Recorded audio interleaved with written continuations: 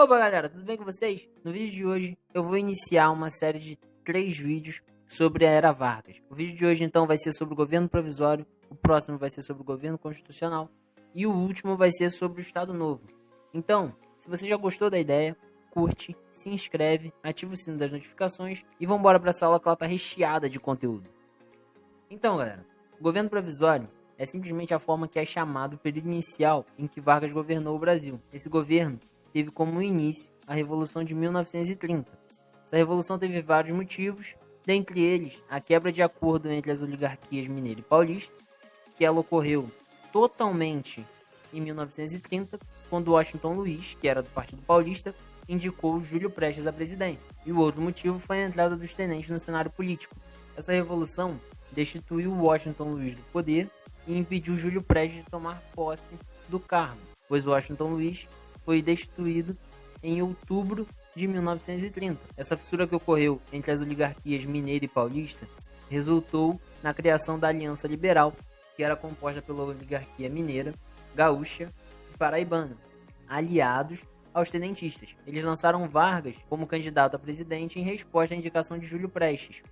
Getúlio já era político, já tinha sido deputado federal entre os anos de 1923 e 1926, foi ministro da Fazenda entre 1926 e 1927 e era o então governador do Rio Grande do Sul. Mas, mesmo com todo esse histórico e com o apoio político de 3 oligarquias e das Forças Armadas, Vargas perdeu a eleição para Prestes. E em decorrência da derrota de Getúlio, a Aliança Liberal partiu para a conspiração, acusando Júlio Prestes de comunismo e assassinato. No caso, foi o assassinato de João Pessoa. Esse foi estopim para movimentos militares por todo o país. As revoltas começaram em 3 de outubro de 1930 e no dia 24, Washington Luiz foi deposto do cargo de presidente, além de impedir Prestes de tomar posse do cargo, afinal o golpe já estava em andamento. Já nos dias seguintes, formou-se a junta militar que governou o Brasil por alguns dias, no caso até 3 de novembro de 1930, e depois Getúlio Vargas foi nomeado presidente provisório do Brasil. Getúlio, como presidente, tinha como missão organizar a nação e formar uma Assembleia Constituinte, porque a Carta de 1881 havia sido anulada, e essas ideias de formar uma nova Constituição eram apoiadas pelos liberais constitucionalistas que apoiaram a Revolução de 1930, que muitos até hoje chamam de golpe, mas, para não ser polêmico, foi revolução.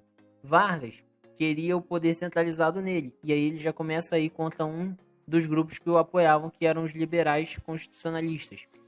Mas também tinha apoio dos tenentes nessa atitude. Esses tenentes defendiam o modelo republicano autoritário, que era como o nazismo. E como uma das suas principais missões pessoais, Vargas tinha que adiar ao máximo as eleições e reformular o modelo político brasileiro para que ele pudesse, assim, formar uma constituição ou algum golpe que centralizasse o poder nele. E as principais medidas centralizadoras de Vargas foram a dissolução do Congresso Nacional e das Assembleias Legislativas Estaduais e Municipais. Essa dissolução impedia o Legislativo de exercer as suas atividades com plenitude e transferiam essa responsabilidade para o Poder Executivo, que estava na mão de Vargas. Além disso, substituiu todos os governadores do Brasil por interventores que foram nomeados por ele mesmo. Esses interventores, para manter o apoio político que Vargas tinha, eram os próprios tenentes que o apoiavam. E, dessa forma, a gente vai gerar insatisfação em São Paulo, e aí a gente vai começar com a Revolução Constitucionalista de 1932, que a população que estava insatisfeita com as medidas de Vargas, no caso, a elite política, principalmente a paulista, promulgou em fevereiro de 1932 um novo Código Eleitoral.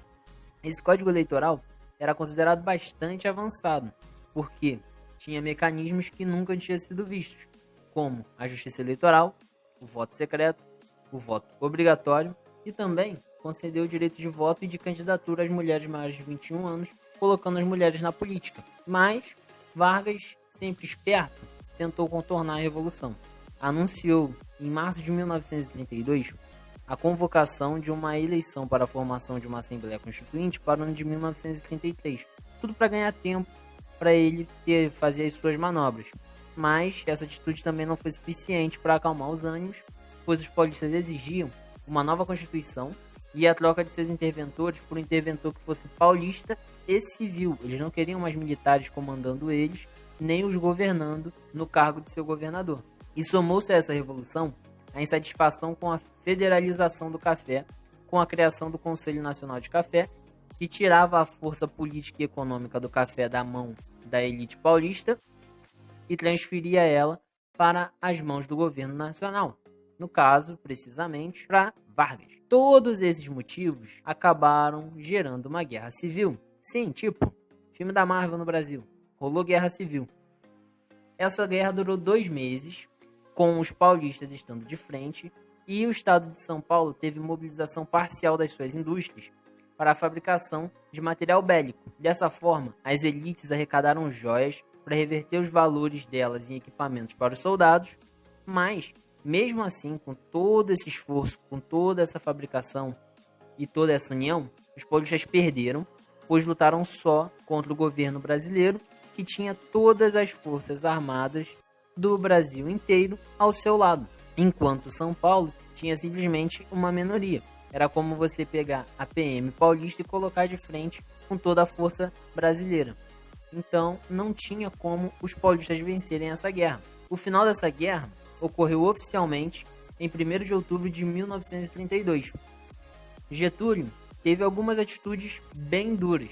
Prendeu os rebeldes que participaram da guerra lutando contra, expulsou os oficiais do exército que participaram da luta contra ele, cassou os direitos civis dos principais responsáveis da Revolução, exilou os líderes políticos e militares do estado de São Paulo, no caso do Brasil inteiro, e reduziu a força pública ao status de órgão policial. Isso aí seria como você reduzir hoje a Guarda Nacional simplesmente ao poder da Polícia Militar. E além disso, ele teve uma atitude para acalmar os ânimos e que realmente deu certo.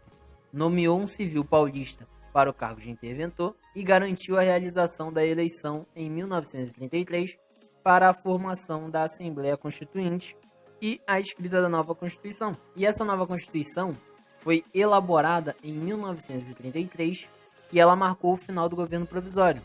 As eleições que Vargas havia marcado ocorreram em maio de 1933 e em 14 de julho de 1934 foi promulgada a nova Constituição. Para a insatisfação de Vargas, essa nova carta reduziu os poderes do executivo e estipulava para Getúlio 4 anos de mandato sem a possibilidade de reeleição.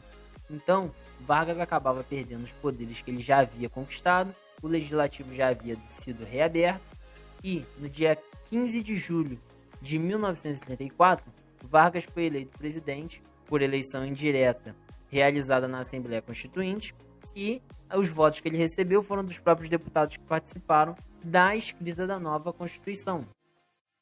E esse foi o vídeo de hoje. Nós falamos hoje sobre o governo provisório, nosso próximo vídeo é sobre o governo constitucional.